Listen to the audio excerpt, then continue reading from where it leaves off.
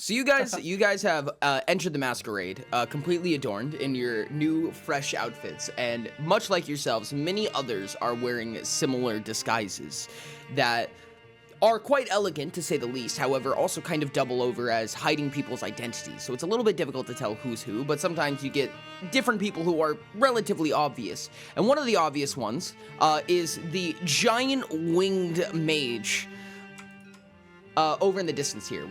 This surreal is definitely dressed different and is very obviously different than your surreal.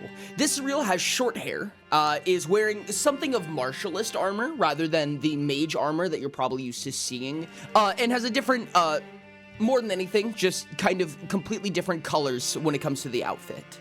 So ultimately, it's surreal, but in kind of a different light. Cora, You see it too? it wouldn't happen. Yeah. Are you able to change how I look? I could. Are you sure you want to do that? What's the other option? Yeah, good point. Good point. Cora will cast Disguise on you. You currently have the appearance of a Twilight Elf. Female Twilight Elf. You are adorned in mostly predominantly black and golds. I will say that even though you are disguised, you are wearing the same outfit. Wonderful. It's a little bit darker that now, checks but out. Cora will lean into Azor and say, I didn't want to ruin what you made. I needed a good disguise, but I really like your outfit, so hopefully that doesn't compromise anything. It's okay, really. Oh my, don't you just look fancy? Cora's gonna turn back to you and go, so do we know what's going on here? I have no idea.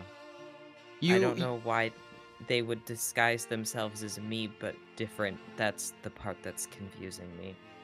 I mean, I'm sure there's a reason to impersonate me, but why like that? Could everybody make an awareness test for me? I rolled an 8 for awareness. Ermis got 11. I have a 16. From at least as far as you are, trying to hear through the chatter, pay attention. This surreal is not saying anything in specific, has an absolute terrible grimace on his face, and seems like he hates his life and he doesn't want to be here. So, surreal. Yeah, I was gonna say, pretty much like our surreal. So as far as you can tell, and not to say that you feel overly confident, but as far as you can tell, you don't see a disguise right now. Now, don't get me wrong, disguises can be very, very good, so it's hard to tell. Vina also turns back and he says, I'm not smelling anything wrong about this guy. I would like to walk over and pinch Surreal's arm. Ow. Okay, you're not fake. No. I would like to cast one of my little pre-made spells that I've done up here, which is just 14 stacks of Surveil.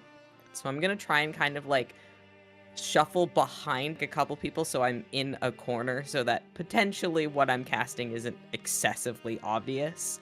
When you go to cast this spell, you as a mage know the anatomy of a spell. You produce this string and attach it to him, and normally the effects would kind of, as you can imagine it, travel across that string, hit your target, and that's normally when a reaction takes place. But it's almost like you cast that string, and the moment before the effects could even go through, he looks at you. Please go ahead and make a will test for me.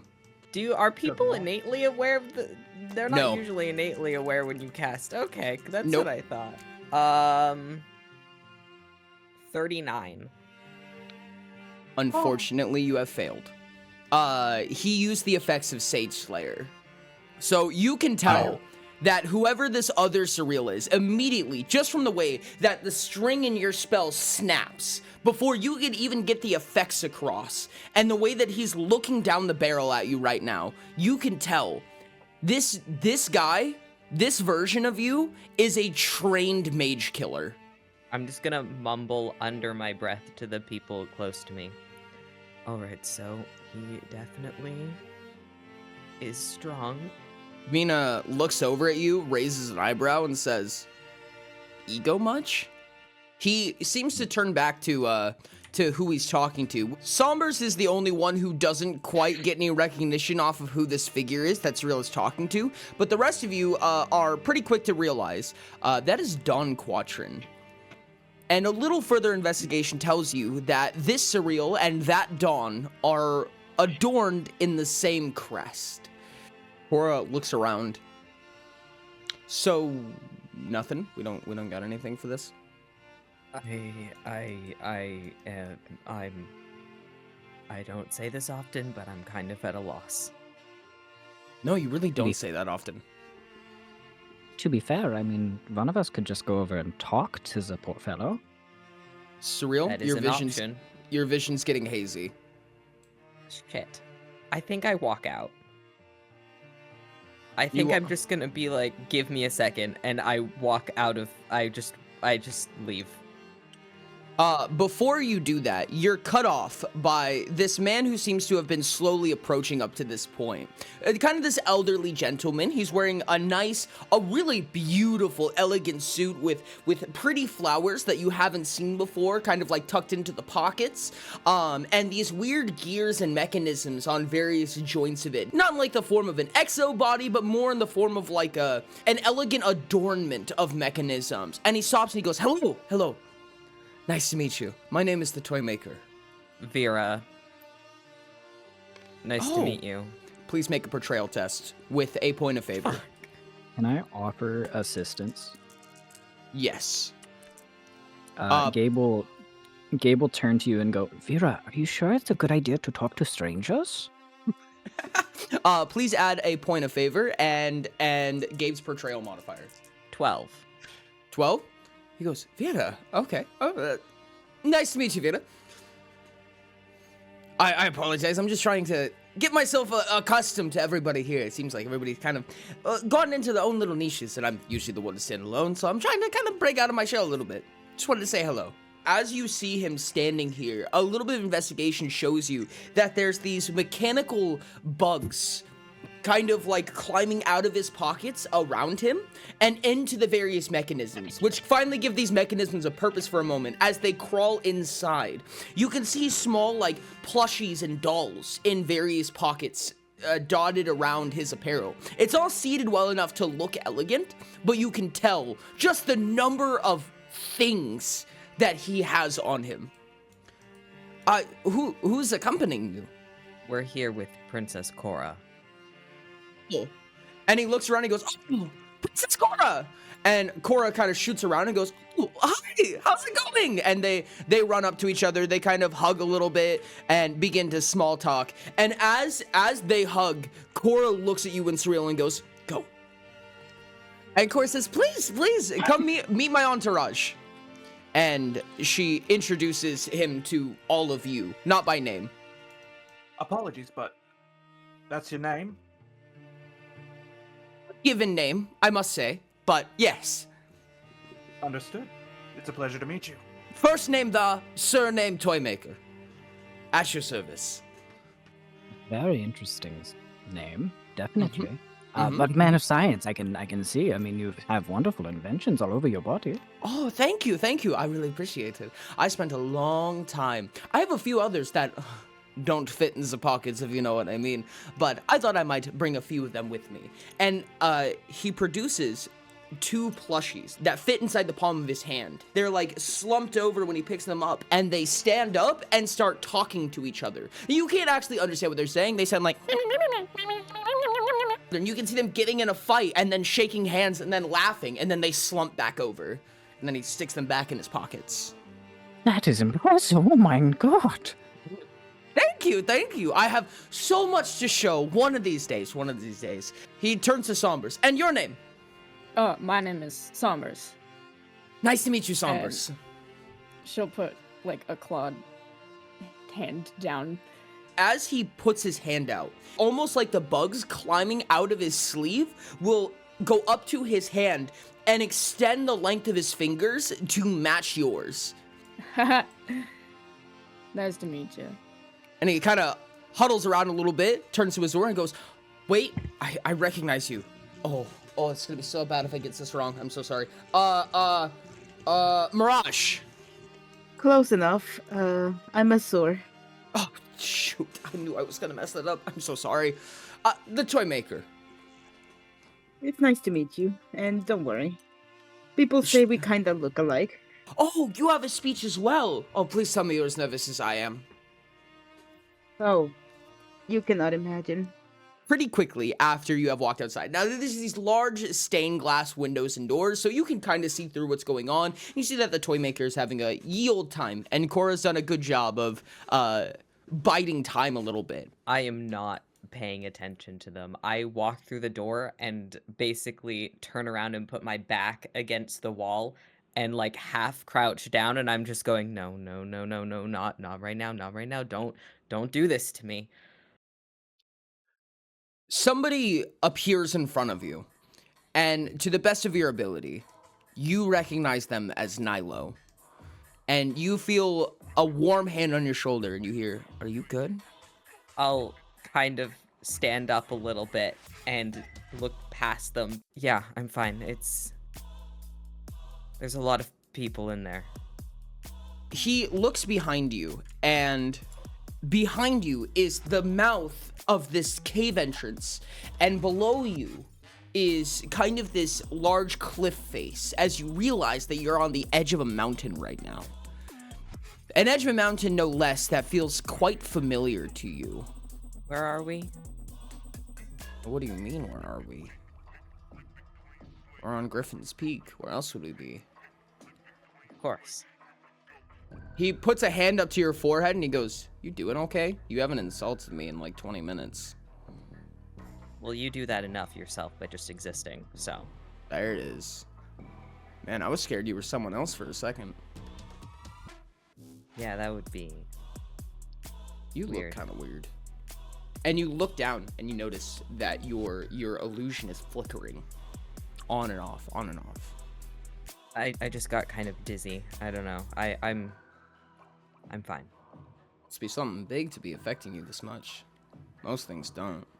Anyways, we should keep doing whatever we were doing. Going into the cave, coming out of the cave. What do you mean? It's our break.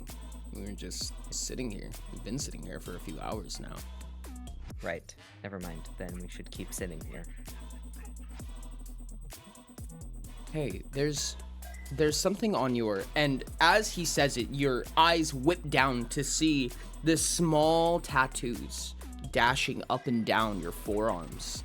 And you hear a light voice in the back of your head that sounds somewhat familiar, saying, "Inside the mountain." I feel well rested enough. We should go. We should go. We still have so long before we need to go. Why now?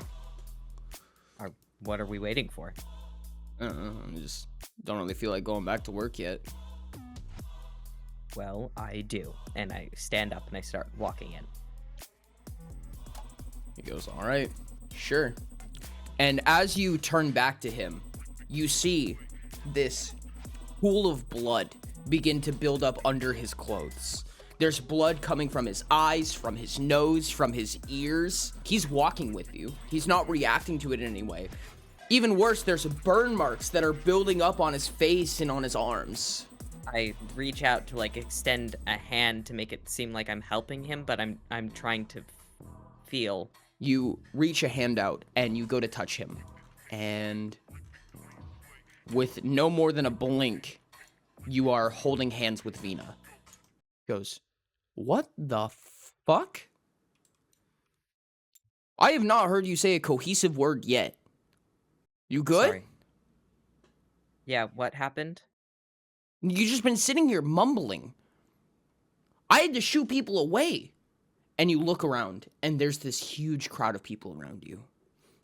Listen, I don't know what the hell is going on, but you need to get your shit together. We don't have time. I know. I'm aware. Look, it was either this or in there. What did you want from me? Look, they both suck. Come on. We have things we need to do. Sorry. And he just disappears. The toy maker kind of bumps from behind as Surreal, or Vera walks in and he goes, oh, sorry, my bad. Apologies. Well, I hope you guys have a wonderful rest of your party, and I'm gonna go try to make friends with somebody. Oh, hello. And he walks up to the other Surreal. Cora kind of like leans up against you and puts a hand on your back. Surreal.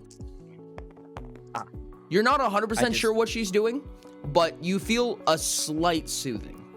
I initially kind of glare at her, and then as I feel that, I just stop glaring. Someone should probably try to listen to their conversation. Cora turns herself in front of you so that she's blocking anybody's vision of you, and then hands you the bucket and says, go ahead. Yeah, give him a little pat. This always makes me feel better. Just look down, and I take my hand out, and I go, bap, bap. And it kind of goes, and you get a small bit of relief and joy from it. Almost out of character for yourself. I will actually just talk to it in Primordial. How are you doing, buddy? Sombers, you hear this. You understand what Surreal is saying. And you both hear the response, you're not from here. And I'll look back up at Cora and I'll go, I'm okay. She's like, damn, that always makes me feel better. Sombers is staring at Surreal right now. And then she's gonna turn to Gabe. You wanna go and take that suggestion? Try to eavesdrop? Oh, most certainly, I can do that.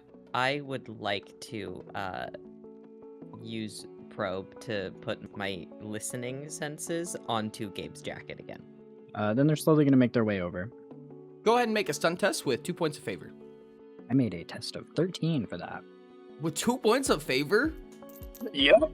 Nice. I know, high roller here. I have bad news. Oh, that's worse. So you guys try to discreetly make your way towards that general area, managing to somehow trip on one of the missing tiles and slam your way into a pillar. Brush yourself off. Everybody kind of looks at you for a second and then slowly turns away. This damn floor. Oh, I sure hope nobody saw me do that embarrassing thing. That would be awful. This is why I don't get out much. This random person, seemingly random person, from behind you has walked up and goes, oh, I've been talking about that floor for so long, and I keep telling them someone's gonna trip on it, and look what happens. Have you tried the wine? We have not tried the wine yet. Would you mind going to get us a couple glasses? Absolutely. You watch him as he turns around to this table. There's this large punch bowl, like, of wine. And he takes 2 cups and he literally dips them in the wine, pulls them out, sets them down on the table, picks up the bowl and walks it to you. Here you go. I will take the punch bowl from his hands. Thank you, my friend. We will definitely try this. You go enjoy the party. I hear they're serving little oysters across the way. Little oysters? God, I love little oysters. That was the name of my first dog. And he runs across the room. Gabe is going to return the punch bowl to the table. It smells amazing for what it's worth. Wonderful. And he's going to pick up the 2 glasses. And then also make 2 more glasses. Offering 2 to Sombers to take, and then him taking 2 as well. And then stepping back a little bit closer to where this conversation is happening. Both of you go ahead and make an awareness test with a point of disfavor. Sombers, you do not hear a goddamn thing. All you hear is that dude, like, you're still, like, watching that dude walk across the other way as he's smacked a pillar and fallen down. Gabe and Surreal, you guys recognize, do we really have to be here? And Dawn turning a very subtle chin to the shoulder to say, we finish the speech and then we can go. And Surreal going, whatever. Followed by the toy maker, and now more actively, you guys can, all of you can hear in on this conversation, the toy maker running up and saying, hello, my name is the toy maker. And this Surreal turns around, and this is the first time you're kind of getting a good look at his face. He has a scar going almost from the top of his forehead down to the bottom of his jawline. But he looks at him, and very short hair. And he looks at him, looks him down, looks him up, and goes, and why do I care? Oh, sorry. I am the toy maker. I am from Grimdar, and I just thought I would introduce myself to everyone, kind of get intermingled with everybody. And he goes, okay. Do you like music? No. All right. What about small light shows? Nope. All right. I mean, all of those things aren't everybody's cup of tea, but perhaps somebody here would like some alcohol? Surreal kind of looks over the toy maker and goes, why are you serving me a drink? You see, I made one too many, and the person this drink was for didn't show up. But it's no matter. If you would like a drink, I mean, from one person who doesn't want to be here to another, I'm sure it'd be tasty. He squints at you. Make an appeal test with a point of favor. Or a portrayal test, your choice. I rolled a 19 portrayal. Surreal squints at you and goes, whatever. Grabs both drinks from you and hands one to Dawn. Oh, that was my... no matter. Dawn goes, Comber "Thank stabs you." him on the shoulder and hands him the second one. Out of curiosity, Surreal is speaking. Who cast a spell on me? I know it was one of you. Who did it? Neither of you look like casters to me. Although, we unfortunately do travel with some That very was me. shifty people. I'm so sorry. I'm so sorry. I very much apologize. And the toy maker kind of pops up and shows a little device. This is a little probing device. I usually use it all over the room, and I'll try to get to know people a little bit before I begin talking to people, because I get really nervous really quickly. I apologize if that wasn't something that you were interested in. Very, very sorry. Surreal kind of looks at him, squints, and goes, yeah, don't. If you're done wasting my time, I'm gonna get back to not talking to you. I mean, if you do need some drinking friends, it is... or I wouldn't call us friends, but if you do need some drinking partners, you know where to find us. We both can handle our liquor, and you look like you can handle yours. And sometimes, you know, parties are not people's forte. I know I don't want to be here, so... He gives you a little squint, and then turns away, and then looks back at you a second, and then turns away again. And from the best that you can tell, that's the highest level of approval you could have gotten from him. The toy maker kind of awkwardly backs up, back behind this pillar, hides, like literally hides, like puts the pillar between him and Surreal, and then pokes out just enough to look at you, look at Gabe and Sombers, and goes, well, I think that went well. Sure, buddy. Surreal will dispel the probe and then look at Cora and go, wow, that guy's an asshole. Cora looks at you and just kind of plinks. Vina kind of closes in on Hermes and goes, does he... Wait, he's serious. He's dead serious. And for the first time you've seen it, Hermes is going to smirk and say, I think he does. Cora's going to look at Hermes and go, spa days do help. Noted. And finally, you guys hear a ting, ting, ting, ting as the entire room stops to look up on stage. Hello. It is the magistrate again, and this magistrate is kind of a younger beast folk, specifically a batkin. Tonight is a celebration for the royals are going to give a speech tonight about whatever the speaker. And she scurries off the stage. And you notice, as he walks, when he gets kind of excited, he begins to, like, move into a run. And when he moves into the run, you notice that the insects that I was talking about before kind of jut out of his pant legs and almost send him flying. And he zooms up there at breakneck speeds. And caught, like, from behind as this, like, pillar of mechanical insects catches him. And he just stands up there, brushes himself off, and he goes, my name is the Toy Maker. I am I shall say, prominent figure from Grimdar, since we have loss of leadership many years ago. May he rest, the Lord of Grimdar. I'm no older than perhaps 102, although I lost track some time ago. I am a man of kindred souls, and he throws a few dolls onto the ground as they kind of come together and begin to dance in a small ring. A small series of lights shine, and he says, "My goal is to bring hope to hopeless lands, and I'm here today to see what I can do to help." And then he bows and he says, "Thank you." Gabe appears to be vibrating with happiness seeing that. Moonchi sticks a glare over in this direction, and Dawn Quatrin rolls her eyes, looks at the other Surreal. They share a nod together, and they both make their way up to the stage. She goes around and takes the stairs. Surreal just walks up to the stage and then floats up. One good whoosh of the wings takes him all the way up to the top of the stage, and he very lightly touches down. He comes up behind her, and they enter this really proper formation as he stomps one heel down and then stands erect, two hands behind his back, and his wings fold up. And you can tell that his wings actually match the silhouette of his uniform. My name is Dawn Quatrin, and I am the militant leader of Shiet. We believe in a strong guard, in strong will of heart, and powerful soldiers. Shiet will not back down to anything, much as like how I will not. We have many residing monasteries, many powerful people who would give their lives to protect the good nature of Paya. Surreal looks at her. She looks back. He goes, "Can we leave?" She goes, "Yes."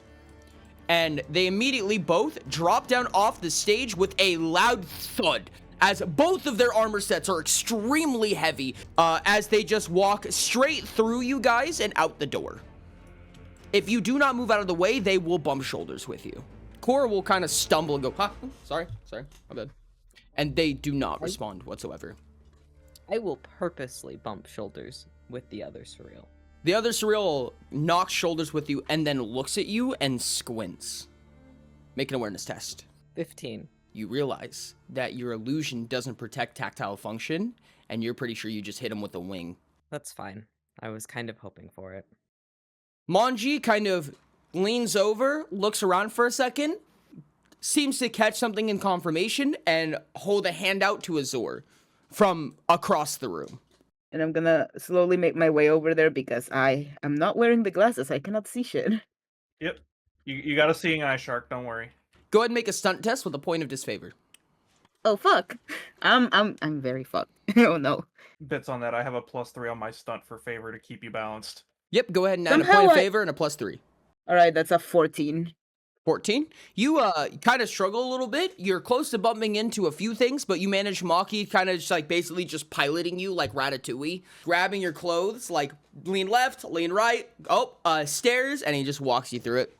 I am Azor Blessings, one of the 5 young pillars of Atlas. I sadly came alone here. The other pillars are busy with other affairs. But I bring greetings from my land, where orichalcum glows beneath the waves and copper binds our craft with care. Yet among such treasures none shine brighter than the kindness I found here tonight. Trying to make it sound believable. May this gathering remind us that beauty is not only mine, but shared. In friendship, in grace, in hearts set free. So, let the night shine bright as the stars upon the sea. I hope you all have a graceful night here, and enjoy the party. A light clap could be heard from the back of the room, followed by this lady right here, immediately giving a roaring applause. Everyone please make an awareness test for me. Sombers 10, Rain 21. That's our low and our high.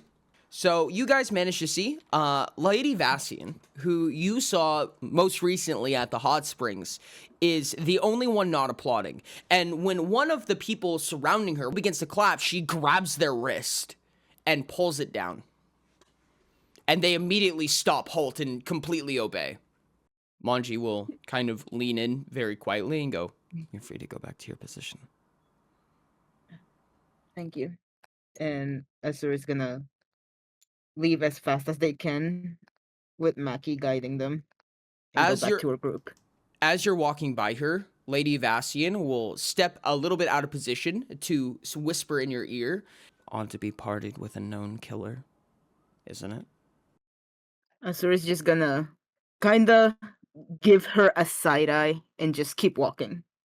Moonchi will gesture once more, and this elephantine lady with these large wings will walk up, lands on stage, and says, "Hello, my name is Layla. I am a speaker for lore."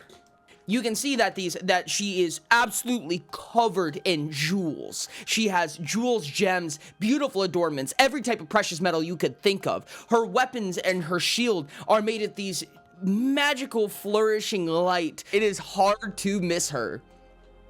I represent lore. We are akin to beautiful skies of the gods above. We speak to our liege through the constellations. And she looks up for a moment and puts her hands together and then spreads them apart above her head as you watch as a beautiful illusionary night sky appears above her. And in that night sky, you watch these grazing colors as the constellations magically attach themselves, and you see images being produced in this night sky. I am an oracle of the gods. My job is to bring wisdom of the greater planes down to the common folk, at which I have become quite proficient in charting these magical stars that the divines, once akin to our lands, used to speak to us. And she slowly closes it down with a graceful whoosh of her hand. May the gods be with you. Azura's just gonna clap enthusiastically as she did for them. I was gonna say, just a small hesitation, looking over at Azor before I start clapping. Moonchi will gesture once more, and a solo Lady Vassian will walk up to the stage. She'll look around the room, look at everybody, and you guys notice that as she makes eye contact with everybody, almost everybody in the room basically stands at attention as she looks down at them. She is adorned very, very wealthy. You can tell she is wearing some of the nicest silks. She is wearing gold, jewels, every single diamond, dragon stones, onyx, diamonds, anything that you could think of.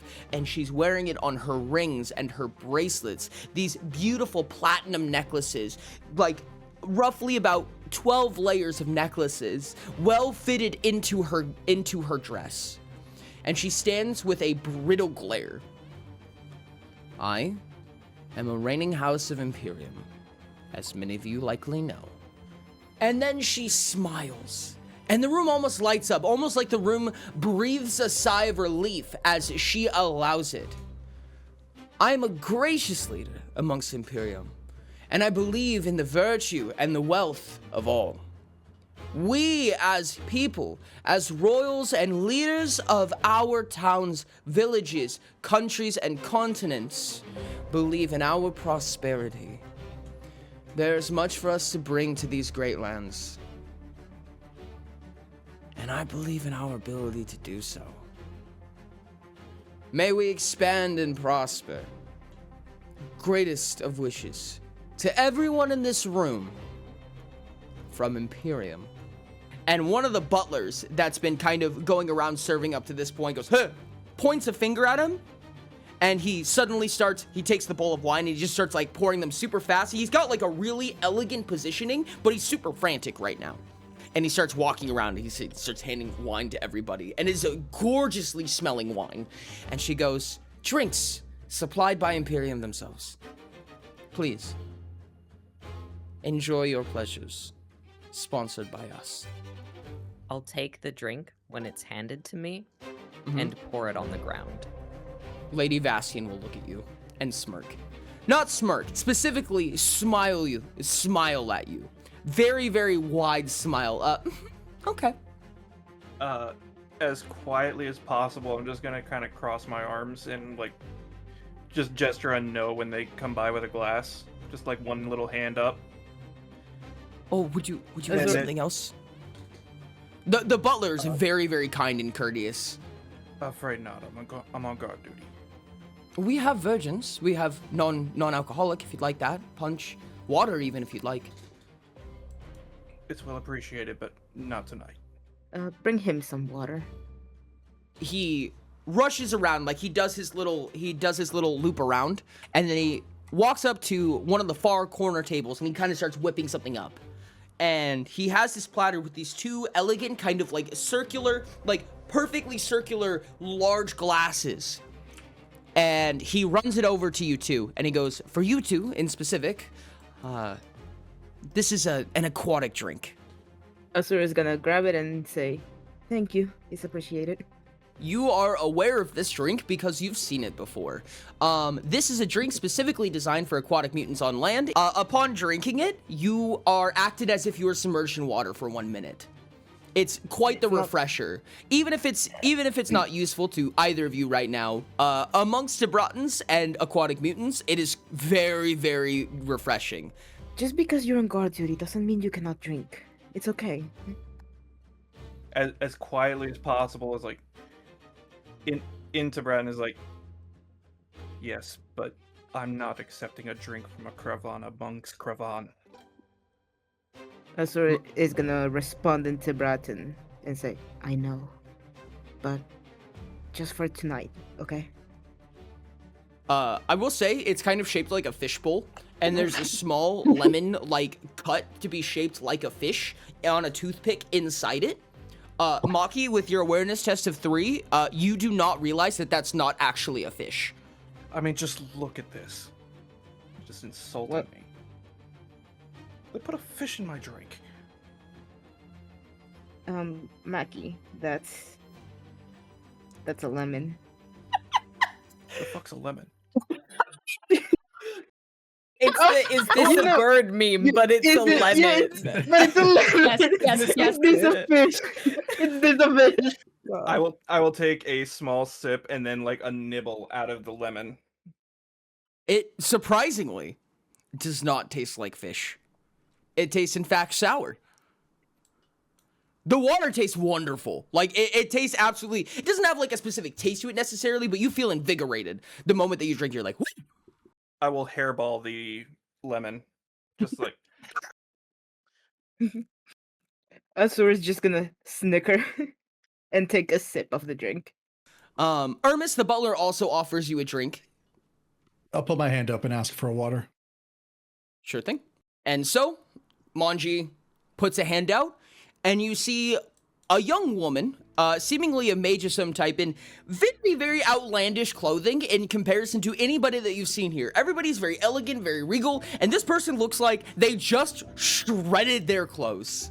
She has this kind of like ugly, dirty, like tattered cloth and this large staff that she's kind of holding over her shoulder.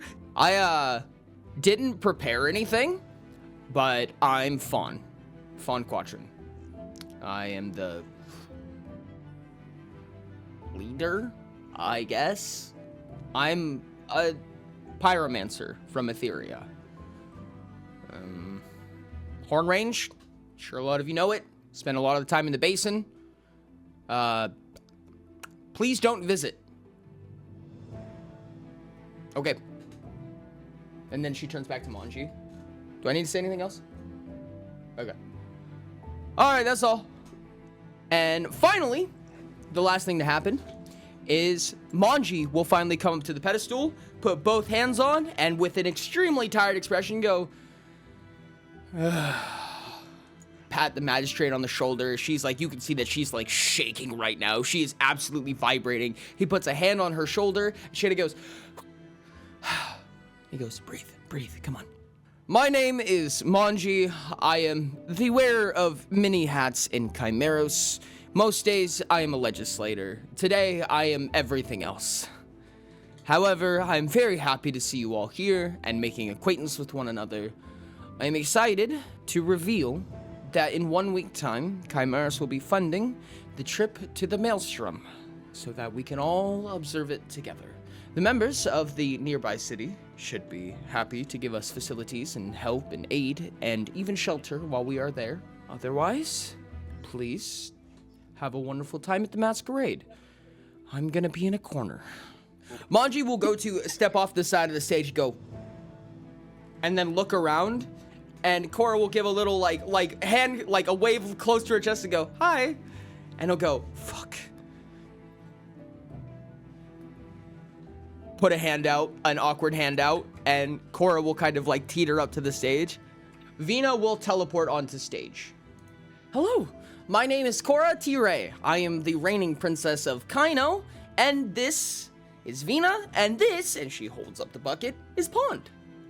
We are an innovative leader in the world of Paya. We have some of the strongest connections to Uto and some of the most advanced technology you will ever see on the crust of this planet.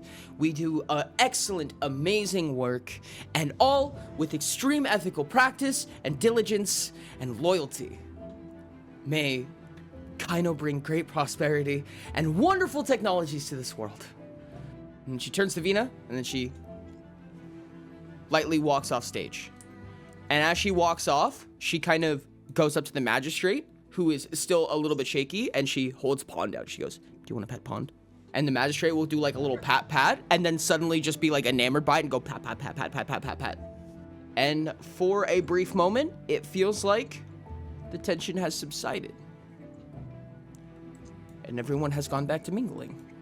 The toy maker will immediately approach Maki, Azor, and Surreal and go, well, was that unfair? I think it could have gone a lot worse, all things considered. I agree. I'm gonna be honest with you, I wasn't paying attention to most of it. You did fine. Oh, thank you. I feel like that is a compliment coming from you. Not in any mean way, obviously, just that you seem to have a very stern opinion about things, and I'm happy to make your acquaintance. I agree with Vera here. Your speech went amazing. At one point, as you guys are standing back here, you guys take note of Lady Vassian making her way to Cora and the magistrate. I'm assuming there's like maybe chips or something on the table over here. I'm gonna kind of sneak my way around and get some chips. I'm gonna dispel the illusion that's on me, if possible. Sure, yeah. And then I'll basically just walk up and fall behind Lady Vassian, as if she's my superior. As this is happening, Maki, walking out first, you kind of get a good glimpse of what is essentially Vassian gossiping in front of Cora about Cora to the magistrate and some onlookers, as she speaks a little bit louder than necessary. She has a wonderful, warm smile on her face as she basically convicts Cora of murder in front of everybody. And before that happens, Surreal stands at attention, wings down, hands folded behind his back neatly, and she goes, odd to see you make a return and get a haircut in so little time. You asked me if I would be here. I did, and you were. Reason And I for am. changing your outfit? Thought it could be fun. That's the most odd thing I've ever heard you say. Surreal. Don't let me stop you. And I kind of like wave my hand at her. Keep going. She turns back at the table behind her, and she pours a glass. And she looks at you and she says, a drink. I'll take it. And she'll pour one for herself, and she'll take a sip of it. She's watching you, waiting for you to take a drink. Oh, yeah. Go ahead and make a portrayal test for me. 10. She seems to turn away and just think not of you. And she flips her hair one time. She goes, well, the portrait painting is going to be happening soon, and originally I was going to go first, but I think it would be a great idea for Azor to go first. And she smiles at Manji. He's kind of like barking over his shoulder, and he goes, sure, and he puts a thumbs up and then continues snacking. Oh, Surreal. Since you're accompanying Azor, you might as well go with them. And your dog and whoever else is with you can too.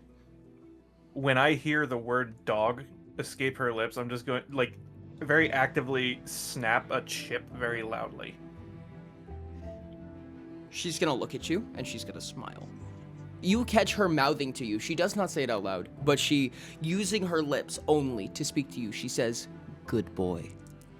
And as this is happening, almost perfectly on cue, you guys notice that, over here, right around this side, Ermis, you've been catching good wind of this especially. Somebody has been setting up an easel and paints as there's like a little backdrop.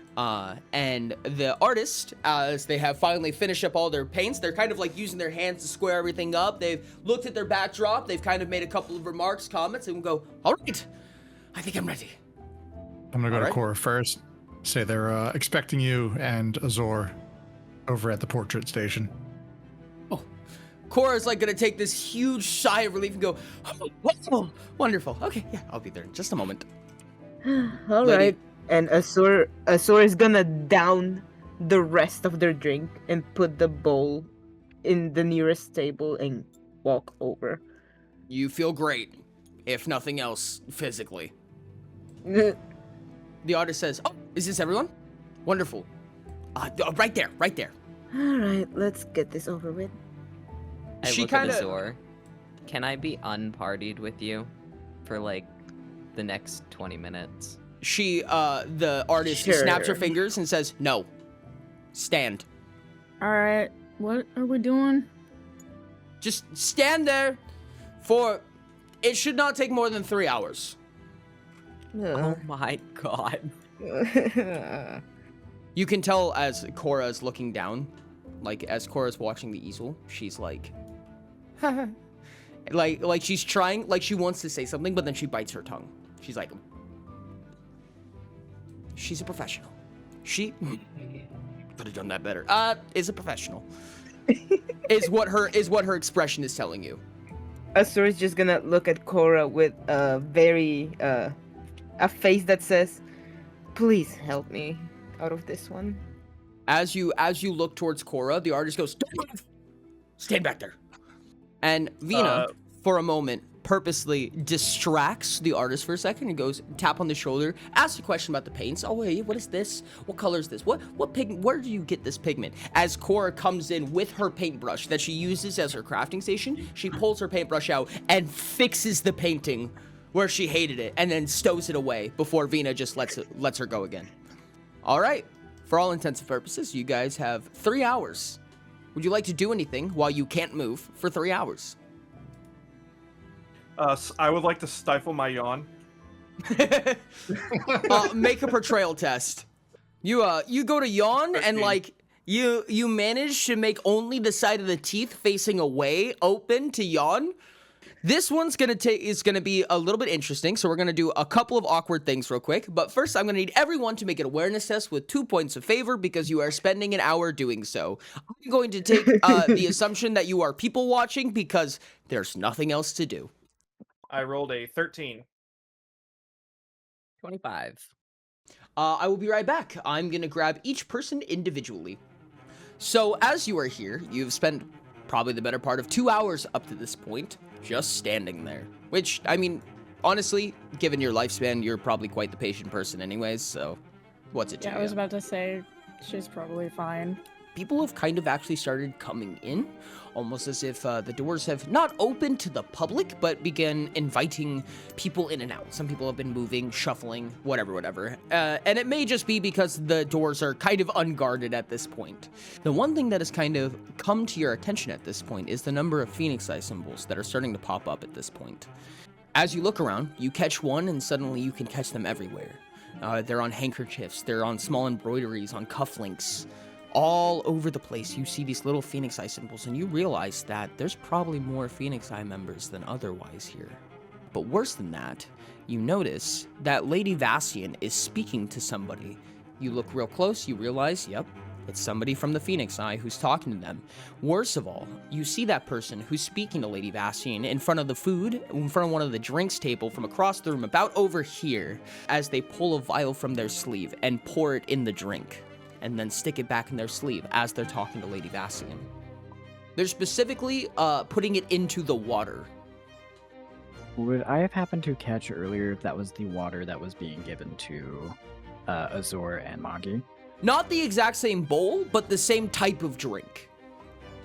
I'm gonna have you make an engineering test to try to figure out what this substance is. That is a 13 on that engineering test.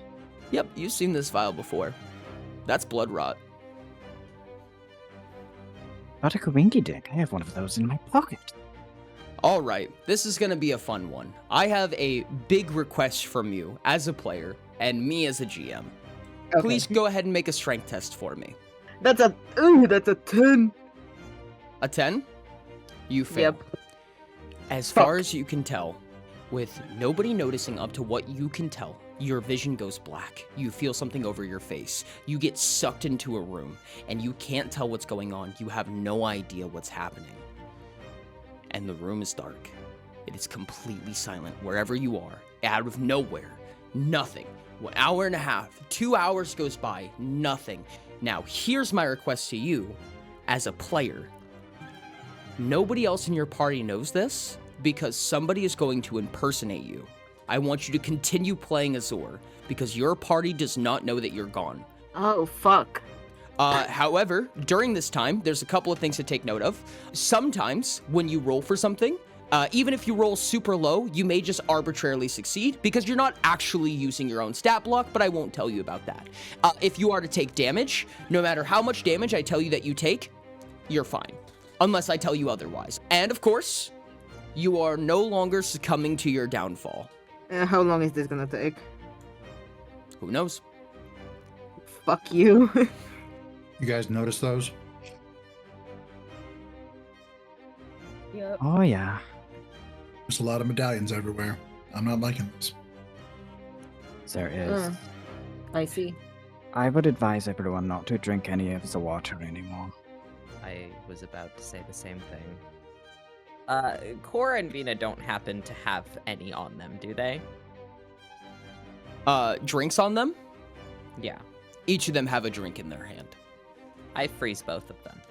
As that happens, Vina goes to take a sip, sees that it freezes over, kind of spins it as if he's spinning wine, and then goes over to Cora, grabs her drink from her, and he just sets them down next to the easel, just sets them on the ground. Azor, I would like to notify you that you get a ping. Someone has attempted a coup de grace on you. It has failed. You will be taking 40 damage directly to DHP. Alright. You guys all watch as this tiny little dart, this almost like forced air almost, goes into Azor's neck and starts bleeding. And Azor does not react. And as if it never even happened in the first place, it just dissipates into nothing. Gabe is going to scan the room directly in front of them and like the area where he believes it came from. It came from roughly within this vicinity. Azor is kind of looking over there. Just with their eyes, not moving at all. Just moving their eyes. Sombers balls her fist and flexes wings outwards to make herself look a little bit bigger. The artist goes, "Stop moving! How many times do I have to tell you this? I want to go home." I grab Azor's shoulder and kind of like try to spin them around. Check to see where I saw them get hit. It's right in the neck. I mean, like, is it like it's still there? No. The dart has dissolved. But, All like, you see is a trail of blood. Yeah. Okay. Are you okay? Yeah. Fine. Why? Can you not feel that? And he like pokes the thing. It hurts. It hurts pretty good. Azor is just gonna touch their neck and look. Huh? What? Did you not feel that? Not really. Divination on Azor, are they poisoned? No. Okay. I'm going to just like quickly grab the side of Azor's arm as it's time to go. Can I try to use my wings to like shelter Azor a little bit? Absolutely. The artist is now freaking out. She's like, come on! I told you to stand there. We're so close to finished. What's going on? And Cora's looking at you guys and going, what the fuck just happened? Sombers is gonna turn to the artist and use your memory. She goes, oh my god, I'm gonna get in so much trouble. Lady Vashti's going to kill me. Azur is just gonna look at the artist and be like, I'm sorry, this is just an emergency. And as you guys are kind of beginning to escape and make a commotion, everybody is turning to look at you. I poof over here and be behind Cora while watching the crowd over there. I'll walk up to Cora. Did you catch that? I don't know. I just saw that they were bleeding. What happened? I don't know. They got Something. shot with something. Something came from that crowd over there. Did somebody just attempt to assassinate Azur? That's what it looks like. We have a problem. Should we get out of here? I don't know. If Azor's in danger, then I'm sure that you are as well. I'm starting to think that all of this has been set up. There's no way this is a coincidence. We're either killing everybody in this room or we're dipping out right now. Let's get the fuck out of here. All right, let's go.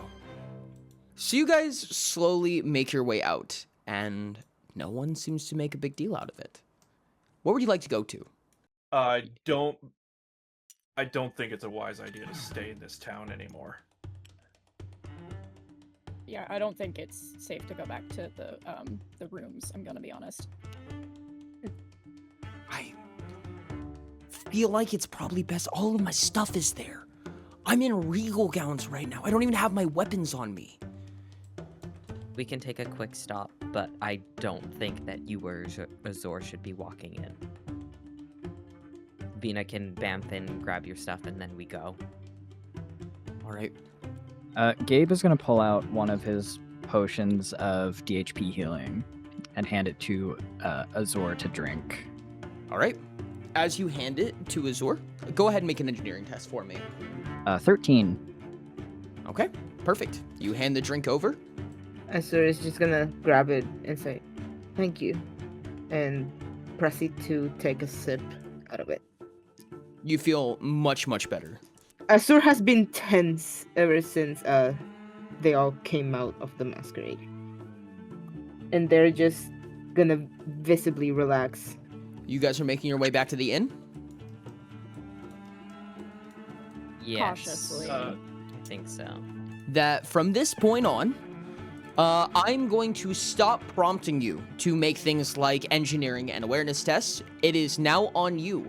If you do not make one, I will check your score instead. You guys will take probably about an hour to get back to your inn if memory serves. If you're spending an hour doing so, you get 2 points of favor. If you search for something in specific, you get another point of favor. I'm not looking for anything specific. I'm making sure no one is following us. That's specific enough. I am doing the same. During the hour, I am also going to be taking time to examine both of the fishes to see if they're showing signs of blood rot. Can I ask Cora to make me invisible? She goes, huh? Yeah, sure. Can I fly above them so I have like a better vantage point so I can see what's coming? I Let me- also would like to make an awareness test for searching for anybody with that symbol near us or around at all. You guys have caught the fact that you are being pursued. You've noticed a number of people. A couple of you have seen 2 figures that are pursuing you. One of them is a lot stealthier than the other, to say the least. But someone that Surreal catches is actually jumping from rooftop to rooftop, and you barely caught them. Barely caught them. They are quick. Sombers is the only one to realize, looking for specifically Phoenix Eye symbols, that as you guys are walking, some of the bystanders that you walk past are Phoenix Eye members. Cora kind of falls back on the party and speaks to everyone and says, I see why they have so many eyes everywhere. They must know everything. We need to Listen, quicken the pace. Venus says, we're gonna get in a fight an hour later. I think it's about time that we decide when this happens so they don't get to. Azur has been silent this whole time and just nods. Vina, as you're doing this, is going to take front lead and lead you guys in the wrong direction.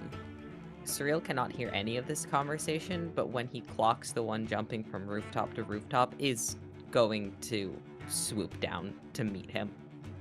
Vina says, rooftops? I'm going to nod, and I'm not going to lie. I'm going to just, like, pick Azor up and go to just jump up on the roof. How many slots can you carry? I'm 28 out of 70. Lucky for you, Azor feels a little lighter today, so you feel like you can manage it pretty easy. Can I get within 10 meters of the rooftop guy? Please make a speed test. I'm invisible. Oh, I apologize. Now, you have a choice here. You can make an active attempt to do it discreetly. You can spend double time, however, you have a better chance of losing them, or you can just use your passive score. No, I think I wasn't trying to necessarily stay hidden. I was just trying to get within 10 meters of him as fast as possible so that I could hit him. Stunt score is 2, but I'm gifted in it, if that helps. So, completely invisible, you managed to get in pretty close. Go ahead and take your free shot. I'm gonna use Scry 4 on this. Okay. That's the one that dice can't roll below half. Does Correct. that count for, if I also tack on damage to this, does it count for those dice as well? Absolutely. 53 points of chill damage. Wonderful. They do not realize that you're coming, so they will not be able to block or dodge that. Just so you guys know, these are rooftops. They are not actually like 5 feet off the ground. These guys are usually about 4 meters off the ground. This is your guys' layout. May I have everybody make a speed test? 13 for me. I got a 25 on agility. Well, for me. So you guys are going to see as these two more, let's say, well-equipped people are starting to pull up on you a little bit. As well, Surreal, after hitting this one right here, you recognize this one to be a little bit more distinct from all of the other Phoenix members that you've seen so far. Closer to Vina, I would hazard to say, in the way that they are adorned. With all of that in mind, I'm going to roughly explain the new experimental rule that we're going to be testing here today, known as Dynamic Initiative. So, the way that this is going to work is I've put a number of coins in front of each player.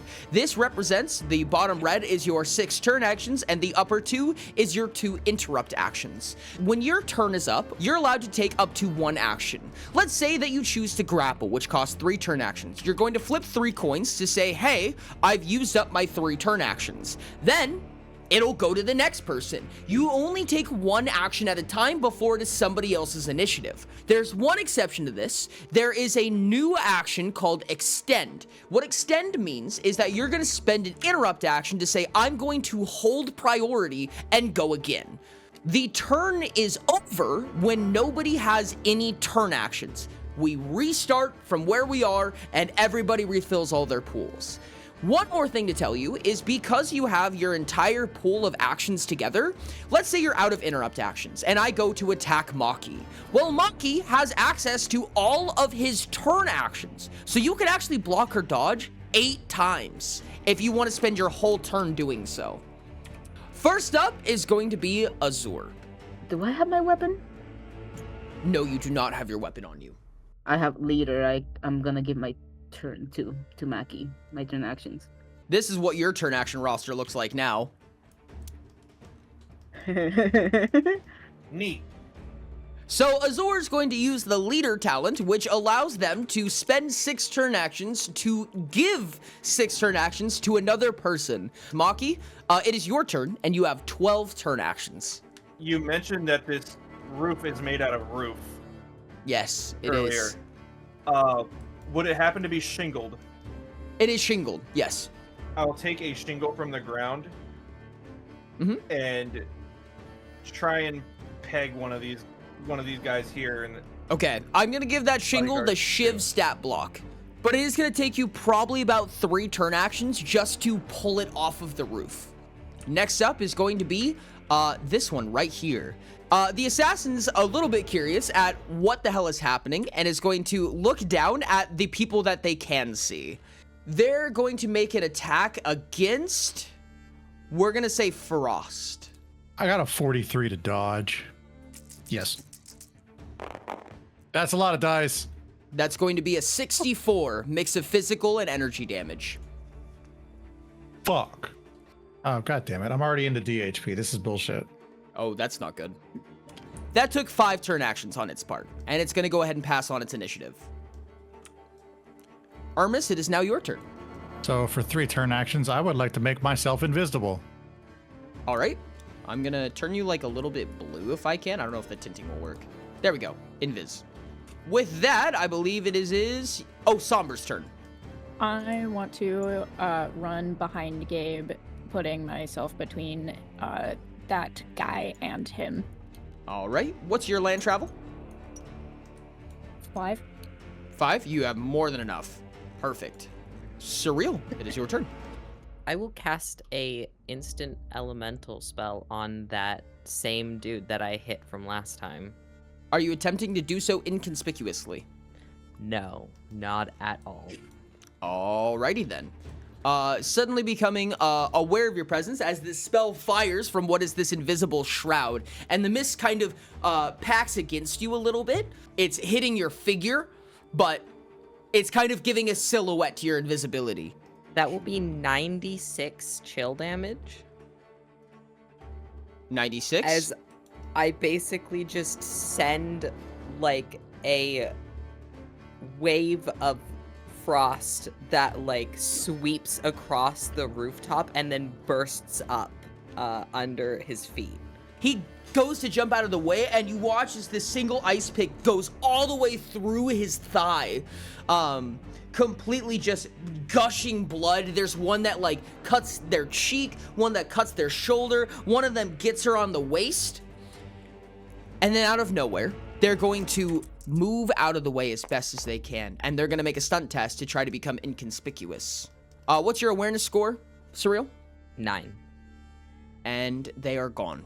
It is going to be this one's turn. They're going to go ahead and take a longbow shot at Maki. 60 on a dodge. You're looking at 21 physical. Wonderful. That succeeds. I believe that's going to be the end of its turn. It is not going to extend. Gabe. I'm going to reach into my satchel and pull out a potion. I'm gonna load that bitch into my gun. Alrighty. That would take 1 turn action to pull it out and load it. So I'm gonna use an interrupt action to extend. Okay. And I'm gonna shoot the cultist.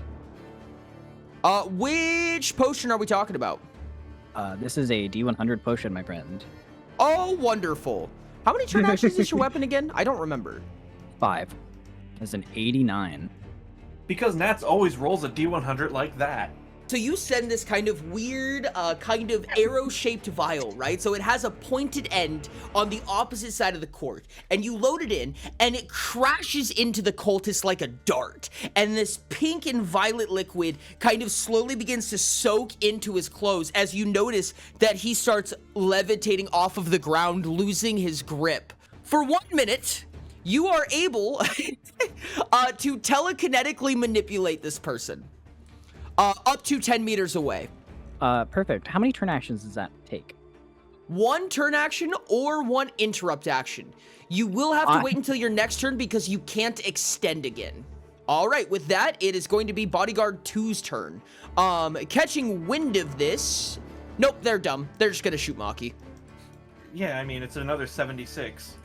27 physical. Completely dodged out of the way. You're firing arrows, and Maki is just like swat, swat. It is now the cultist's turn. So this cultist right here is going to, it's going to attempt to make a test to break the spell that Dr. Gabe has on it. And it is going to fail. Wonderful.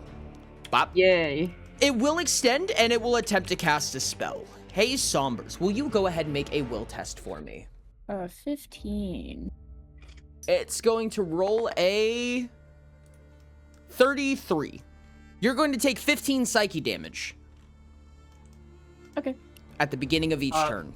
struggling with the telekinesis, but managed to get just a hand close enough to you to kind of pop you on the nose and cast that spell real quick as you feel the tendrils in your mind. They remind you of home, frankly. With that, Cora and Vina will both disappear as they chose to go last and will now exit. We're going to get back to Azur, and now I'm going to tell you the one thing about when initiative wraps back around to you. So when initiative comes back to you, you are going to regenerate half of your interrupt actions rounded up. I'm using my 2 interrupt actions to use leader on Gabe. You may choose turn or interrupt actions. It's your choice. Okay, I'm turn action. Maki, it is now your turn. Go ahead and regenerate your interrupt action. I would like to, with my movement, kind of like slide my way down the wall and kind of land on top of bodyguard 2 over here. You managed to go down there, spend 1 turn action. So would you have me extend if I wish to treat this as me scaling this person? Yes, scaling would be a separate action. So one interrupt to extend and then 3 turn actions to scale? Yep, exactly.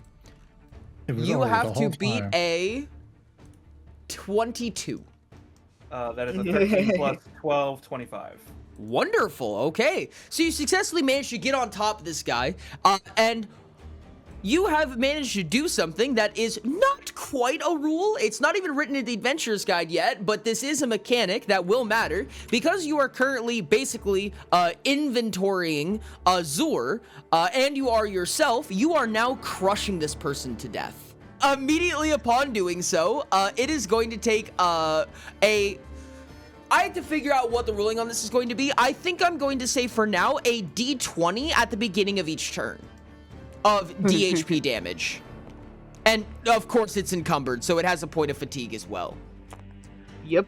Maki, you are getting ambushed.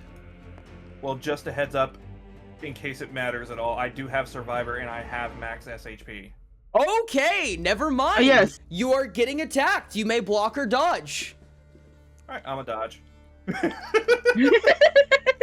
Good thing, because you have a coup de grace being attempted on you. That is a 71, my guy. They only rolled a 58, and you become aware of their location. Ermis, it's your turn. So are we all aware of this person, or is it just Maki? Just Maki is aware. But Maki can call out if he wants. Yes, immediately. Okay. Fuck Now around the everybody's roof. aware. All right, well, I will be using 1 turn action to poof myself up here. And I'm going to extend. And I'll be using dual wielder for my attack. Perfect. Go ahead and make a stunt test for me. Go ahead and take a 3rd point of favor in this case. I want you to know you're going to succeed, unless you critically fail. All right, well, I got a 15 plus a 7, so I got a whopping 22. All right. He doesn't seem to take any note of your presence. 28 damage total. Okay. You guys watch as suddenly this like small fountain of blood begins to gush out of this assassin on the roof, as it seemingly they just get pierced by nothing, but the assassin becomes immediately aware of what's going on. Sombers, it is now on you. I would like to spend 5 stamina to use hasty while grabbing out my scythe. As I am attacking what is right in front of me, the cultist, Sombers is going to smirk and say, "Oh, darling, I can play that game." It will attempt to block. It will not block. It will block absolutely fucking nothing. Yeah, that is 24 psychic damage. Okay, wonderful. You notice as like blood begins to drip from its eyes, and it immediately clutches its mind, and it goes, quote unquote. It did manage to keep its focus on the spell, so you can kind of still feel their claws gripping at your mind a little bit. Kind of tickles. Are you going to extend, or is that all? Yes. That one is 21. Let's see if they can get a dodge through. Not while suspended in midair, apparently. Whoopsies. So the scythe is kind of like mildly incorporeal as you slash down with it. There's no physical marks other than like a kind of this black viscous goo that kind of goes in and then it dissolves into their body. He's alive, but he doesn't want to be. Surreal, it is your turn. We're gonna kinda do the same thing here. My eyes are gonna glow white. I'll just summon like this ice like spear like over top of his head, and once it's fully formulated, just drop the point on him. You watch as this ice kind of collects in this like seemingly harmless fashion for a moment as it just generates in a line and then slowly starts to accumulate into this giant ice spike. And the assassin is looking around trying to look at what's going on, only to see above him for a moment 95 chill damage. As he looks up, his shoulders just slump as he realizes, and this icicle goes through the side of his shoulder all the way down, like through his hip, and just nails him into the roof right in front of you, Hermes. You watch this splatter of ice and blood gets on you, kind of removing a little bit of your cloaking for being invisible. Bodyguard 1 will approach now. Not within range, unfortunately. All right, with the longbow. Maki. That's a 73. Yeah, you managed to it just skims by you. You barely dodge out of the way of it. You literally bite the arrow in half. Gabe, it is your turn. If I choose to stop concentrating on this spell, does that cost a turn action? No, that's free. Oh, wonderful. I'm gonna put him 10 meters directly straight up into the air, and then stop concentrating. There's a little bit of ruling on this, and I'm not going to do all of the physics math, but I'm going to assume that... What's your will score? 10. Perfect. So you can go 10 meters a second. That's about 22 miles per hour. So you throw this dude at 22 miles per hour straight up into the air. So I'm going to say he's going to go up at least another 10 meters and fall from 20 meters through the air. 20 meters from the ground, you watch as this blood is draining from his eyes and his ears as he's running down, and he smacks the ground so hard, he becomes this silhouette of his cloak and his blood as the drips that followed him lightly land on him. And the spell ends on you, Somber. Alrighty then, it's bodyguard number 2. He can only in range attack Azor. I cannot do anything, I think. This dude, while like getting crushed, is going to rip the claymore out of its sheath, kind of hold it over his shoulder, and just stab up. Zor, you're getting hit for 32 physical. You are going to watch Vina as he appears. That's a travel teleport, extend, coup de grace, and bodyguard 1 will dissipate. As he literally, you watch as he appears with the dagger at his throat. Not even a peep, not a word. One hand over the mouth, completely silent, extremely clean. Maki? I have a singular turn action. Here's one thing that hasn't popped up yet, but if you choose to do nothing, you take what's called the stall action, which takes 1 turn action and has no effect. Oh, you have a shingle. Oh, you're true. Yeah, I'm gonna smash a shingle on its head. Okay, cool. It's only 2d4, but go ahead and roll it. 6. He has a helmet, but you just go, and he goes, oh god, get off me. Hermes, do you have turn actions left? I have an interrupt. You have now 2 interrupts. Are you going to pass your turn, though? I'll poof behind this guy. Alrighty, perfect. It is going to go to Sombers. You do have 2 turn actions left. Rush towards Hermes. It'll be 2 to get all the way there, I think. Okay.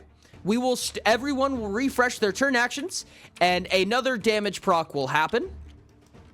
This dude's gonna, oh my god, start coughing up blood at this point. Azor, to start with you. What if I just give my turn actions to, I don't know. You know what? Maki can have them again. All right. Maki, it is your turn. You have 12 turn actions. What would you like to do with them? Okay, you flipped them already. I'm going to headlock this guy from behind and just start shouting, "Die, you son of a bitch!" All right, go ahead and make a strength test. It's 19. 19, that succeeds. So you're now on top of this guy, crushing him under the weight of yourself and Azor, followed by putting him in a stranglehold and just choking him to death. This is your turn if you want to make this quicker. Yeah. I'm going to attack with dual wielder and odd trajectory. That is a 28 total. Wonderful. I'm going Okay. for the side that Maki obviously isn't covering. Okay, perfect. So you kind of get some good slashes and you just kind of go shank, shank, shank as he just kind of goes, Sombers? Please finish them. Oof. That was 19. All right. Luckily for this guy, he's now choking to death, being crushed to death, and now he's having night terrors actively. But he's alive. I'm gonna extend and do it again. Okay, cool. Stop it, he's already Does dead. 22 finish off? 22? Hey, I mean, on the bright side, the night terrors got worse. Surreal, it's your turn. Oh my god! I'm gonna be so honest with you. I have 16 stamina. I can't do shit. So I'm just gonna... Watch Corey, the I have show. I have a very important question. I'll just walk a little bit closer again. Gabe, it is your turn. Awesome. I'm going to, I guess I'm just going to move forward. All right. Is that your full turn? That's my full turn because I can't get any. I need to get closer to hit him, and I don't want to extend my turn just to walk forward 3 feet. Well, if that's the case, it is now going to be Vina's turn, and he's going to turn over his shoulder, and he's going to go, I could kill him, but, like, I'm kind of enjoying the show. And you're going to see, like, a light, like, punch, and he's going to take a turn action, extend, to be able to do this. And you're going to hear Korra's disembodied voice from roughly right here that says, shut up and do it. And he goes, ugh. And you just watch as he whips a knife out of his leg pocket. He goes, shh. Hits him in the neck, and the dude just keels over underneath you. Congratulations. You have committed mass murder and probably one of the most devastating deaths I think I've ever witnessed. Realistically, that was awful. Yes, as this guy falls over, I'm going to stand up and just one swift stomp on the guy's back. I'm going to Fish- loot the cultist. All right. The cultist seems to have what you'd expect from them. Let me double check and make sure. The cultist has an arcane symbol, a spell book, and an odd curio. I would like to go and grab all of the Phoenix Eye crests that were on the people. Yep, you managed to wrangle up one from every single one of these people.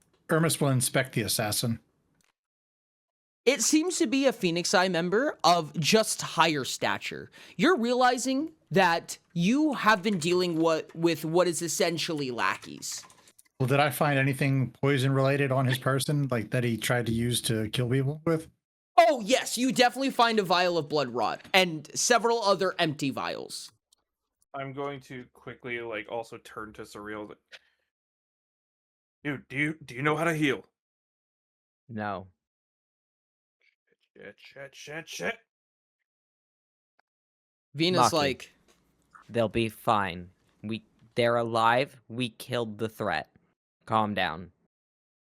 as someone's going to approach you, kind of gasping, breathing, kind of finally catching up to you as you watch as Moonchi appears in the alleyway behind you. Looks around and goes, really? You know, I can say that they attacked us first, but I don't think it would matter to you. I don't think it would, honestly. Do not start. Look, I'm really not too worried about it, but I need to arrest Korra now. I'm going to And- pull out the vial of blood rot I found on the assassin and explain that to him. Moonchi will approach and take it from you and say, "Thank you. I very much appreciate this. However, unfortunately, I cannot change this matter." Why are you more worried about arresting the princess than you are catching whoever just tried to assassinate a royal? I'm not, and I will be worried about that. However, I still have to obey by my orders. Your orders are so stupid. Frankly, I agree. I think they are too. I think they're terrible. However, unfortunately, God, I'm gonna get fired. He produces a small sack out from his pocket, and he pulls a small piece of thread. This right here. Does anybody know what this is? Anybody can make a memory test if they'd like. Or an engineering test. Surreal, you will make it with a point of favor. 21.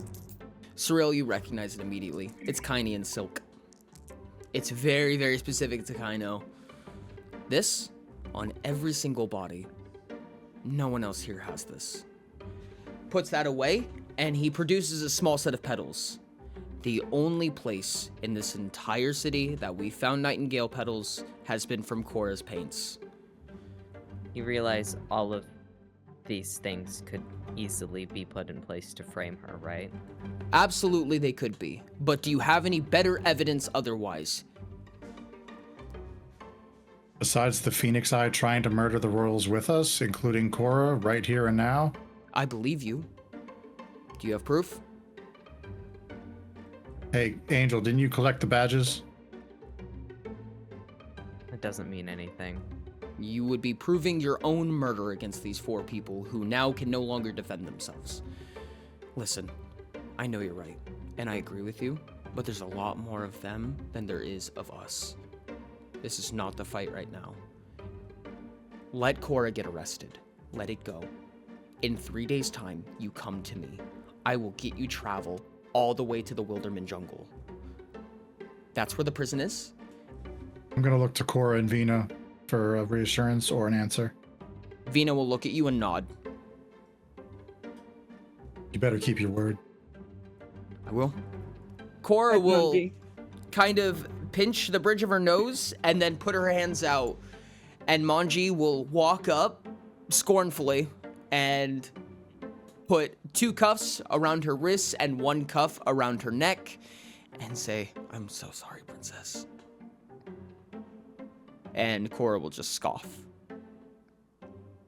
And Moonchi will put one on Vina, who actively accepts it, and Moonchi will lead them away.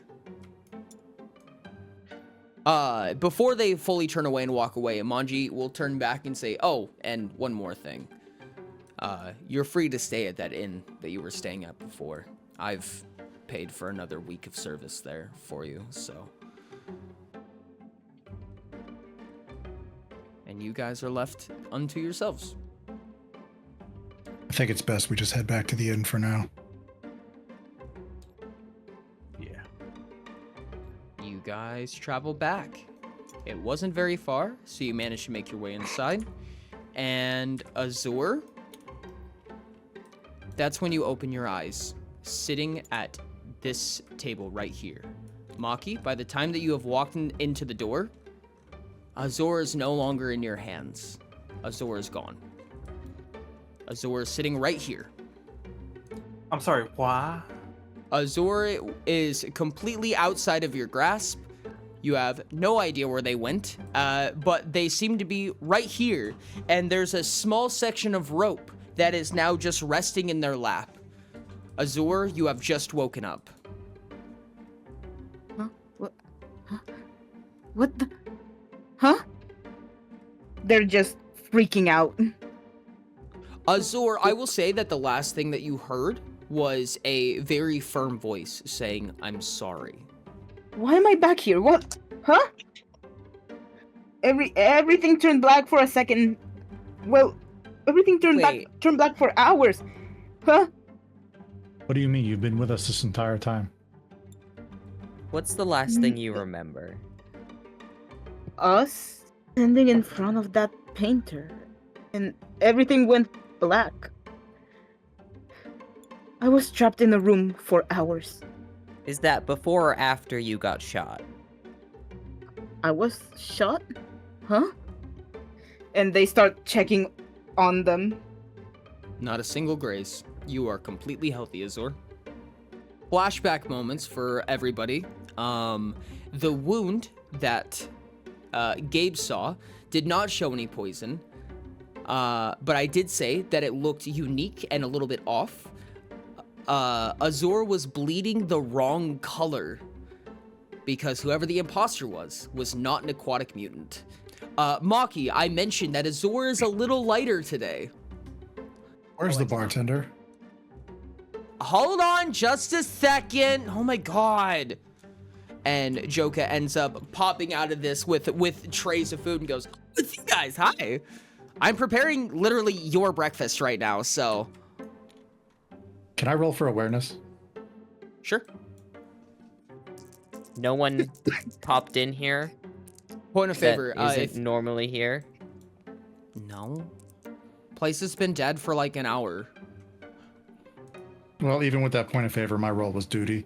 It was 11. Oh, dang.